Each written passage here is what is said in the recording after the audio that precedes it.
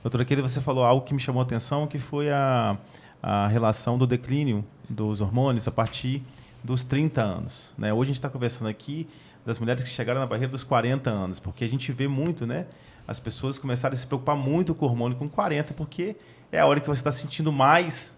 Que a conta chega mais visivelmente. Exatamente, né? Que a conta chega, né? Porque começou a cair lá nos 30 anos. Então, qual é a melhor janela para começar a fazer essa suplementação? Você, por exemplo, você tem essa trajetória como endócrino e você começou a se cuidar quando? Com qual idade? Fala pra gente esses dois cenários. Então tá, eu tô há mais ou menos 13 anos atuando na medicina integrativa. E no primeiro momento que eu tive a primeira informação, eu já comecei a agir, que foi, na época, parar meu contraceptivo oral. Então, eu tomava uma pílula contraceptiva, que quando eu entendi que esse uso paralisava o meu ovário, me colocava numa condição química de menopausa, e eu já não produzia meus hormônios naturalmente, e o que a mulher ouve como traumático é a transição menopausal, e eu já estava vivendo sem saber, porque antes da menopausa o seu corpo tem uma reserva de energia e te mascara essa condição.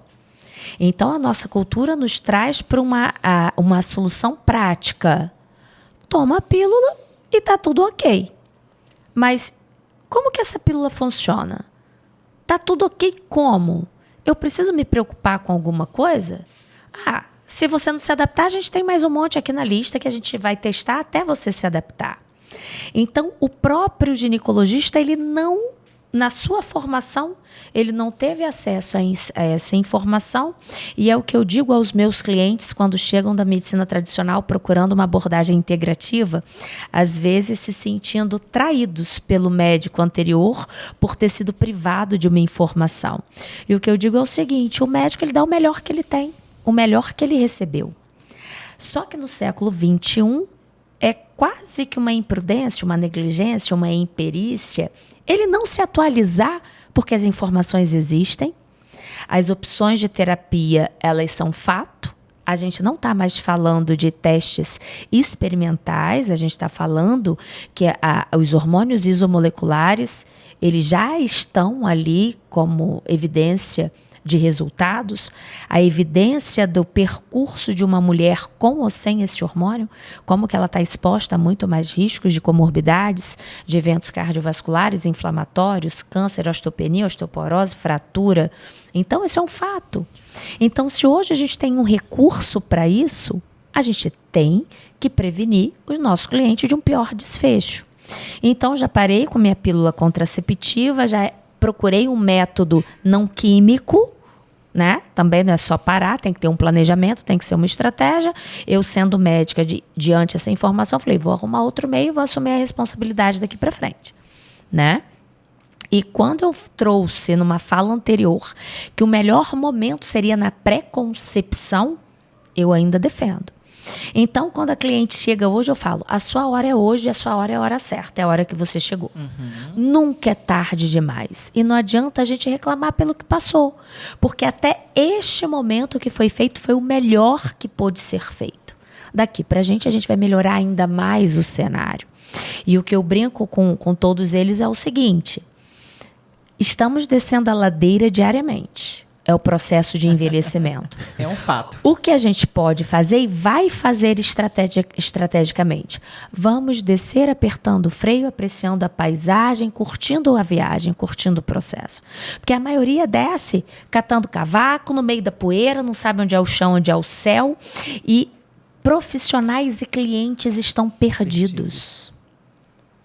Só que hoje, com acesso à informação, clientes estão mais exigentes e a gente não trabalha sozinho. A saúde é multidisciplinar. Embora todo profissional tenha a obrigação de saber orientar ao outro profissional, ele tem que ter essa informação. Eu não faço a prescrição nutricional do meu cliente, mas eu tenho um nutricionista que trabalha comigo. Eu não faço a prescrição do treino entre o aeróbico e o isométrico do meu cliente, mas ele tem um profissional que faça. E é minha obrigação orientar. avaliar que naquele contexto de resposta tem um ponto que está empatando que pode ser um movimento e não um treino do jeito que ele precisa. Uma estratégia nutricional que não vai atender a necessidade de ajuste metabólico. Outra coisa complicada é a dieta da moda. É cetogênica, jejum intermitente, a low carb, quem salva e quem condena. As estratégias são usadas para cada situação. A mesma pessoa no processo de vida, ela precisa de estratégias diferentes. A gente precisa se adaptar à necessidade daquele momento. Então, não é dizer que serve ou não serve, qual é o momento.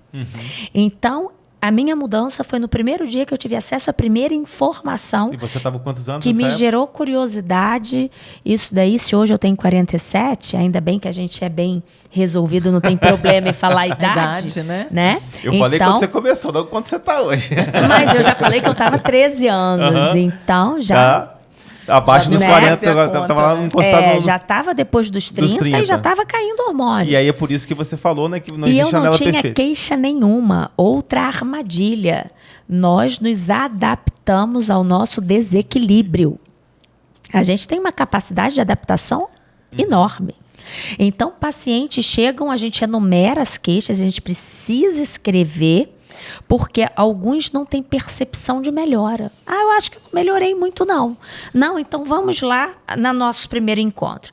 Memória, libido, energia, que horas acorda, que horas dá... Nossa, mas meu dia está muito produtivo. Porque a gente se adapta ao que não está bom e ao que está bom, e a gente pode não ter a percepção evolutiva dessa melhora. Isso é um fato e é muito interessante, então, né? Não tem hora errada, chegou na hora certa, mas não desperdice seu tempo.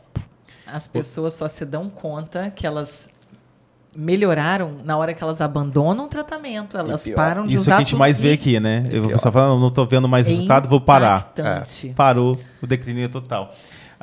A pergunta foi justamente essa, porque é bem bacana você falar que assim, não existe momento certo, existe o seu momento. Né? Mas se você pudesse escolher um momento e falar assim para as pessoas que estão lá com 30 anos, qual é o momento que você aconselharia? Olha, começa a monitorar o seu declínio hormonal. É com 30 anos?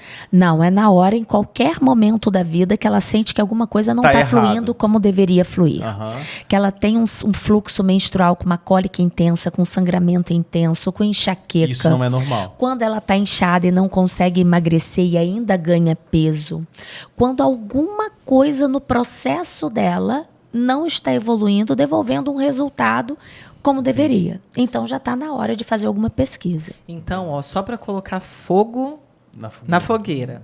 Aquela mulher que fala, não, eu não precisei ou não preciso fazer nenhum tipo de reposição hormonal porque eu não tenho sintoma. Não tenho fogacho. Eu não tenho sintoma de menopausa. Né? Isso é comum a gente escutar, inclusive. Fala um pouquinho disso para a gente. Quais são aí, né, os riscos que essa mulher está correndo? Então, vamos lá. Hoje, a terapia de reposição hormonal, até pela Febrasgo mesmo, né, não é mais desejo sexual hipoativo a principal indicação. É o desfecho que a doutora Keila falou. O desfecho é cardiovascular, cerebrovascular, osteoporose, fraturas. Né? Então, embora ela possa não ter uma queixa, e, por exemplo, nem todas as mulheres têm fogacho. Né? De publicação, 84% delas têm, então não são todas. Mas diminuição de lubrificação vaginal, ou secura vaginal, como é chamado, 100% tem. Né? Mas ela vai perceber se ela tiver um parceiro. Se ela não tiver, ela também não vai relatar, porque aquilo ali não é um incômodo para ela naquele momento. Não quer dizer que não tenha.